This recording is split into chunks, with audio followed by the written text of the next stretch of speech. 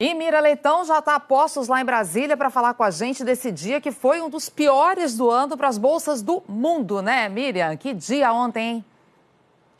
Pois é, Ana Paula, Chico, foi um dia difícil mesmo e há muita notícia negativa no mundo e tem dia, como ontem, que elas se juntam, né? Então, ontem foi esse dia, a economia da Alemanha encolheu no segundo trimestre, como disse o Chico. A produção industrial chinesa de julho foi alta, cresceu, mas foi bem abaixo do que se esperava.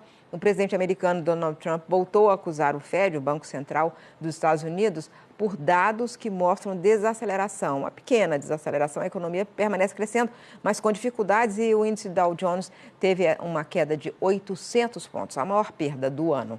O que mais impressionou foi que os títulos de curto prazo dos Estados Unidos estão pagando juros maiores do que os de 10 anos. Normalmente, mais tempo é mais risco, portanto, mais juros.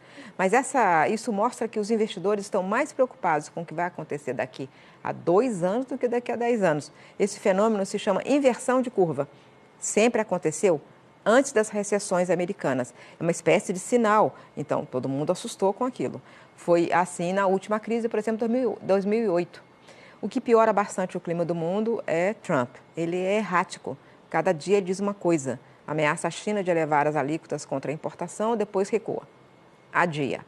Começa a negociar, rompe a negociação. Quando se vê de novo em alguma situação complicada interna, ele volta a ameaçar a China. Pelo seu lado, a China também retalia e tem muita bala na agulha. Um comércio menor entre as duas maiores economias encolhe o comércio internacional e, por isso, diminui o PIB global.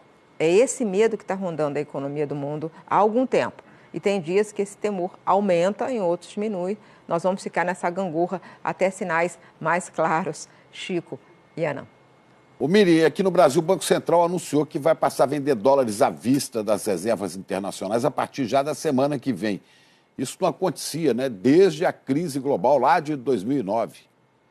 Exatamente, tem 10 anos que isso não acontecia. Essa decisão do Banco Central de vender dólar no mercado à vista surpreendeu porque ele não fazia esse tipo de operação, né? Como disse o Chico, desde a última crise. Como o volume de reservas brasileiras de dólar é alto, não chega a assustar, mas mostra mais uma forma pela qual essa crise nos afeta. Para se ter uma ideia, ontem a moeda que mais se desvalorizou no mundo foi o peso argentino. Todo mundo sabe por quê. O real foi a segunda maior queda. Além disso, o risco Brasil tem subido. Não temos a mesma fragilidade da Argentina, todo mundo sabe disso, mas mesmo assim seremos afetados. O Brasil está em crise desde 2014. Teve aquela recessão forte, 2 anos seguidos, depois não se recuperou dela. Houve muita expectativa entre empresários e economistas de melhora no novo governo. A confiança do consumidor chegou a subir logo após a eleição, mas o governo teve os primeiros 6 meses muito tumultuados. O presidente Bolsonaro criou muitos conflitos, não focou no que era mais importante para a economia. O resultado é que o primeiro semestre ficou estagnado, o PIB ficou estagnado. Os dados vão sair no final desse mês, mas a previsão mais otimista é de um número positivo, mas só um pouquinho acima de zero.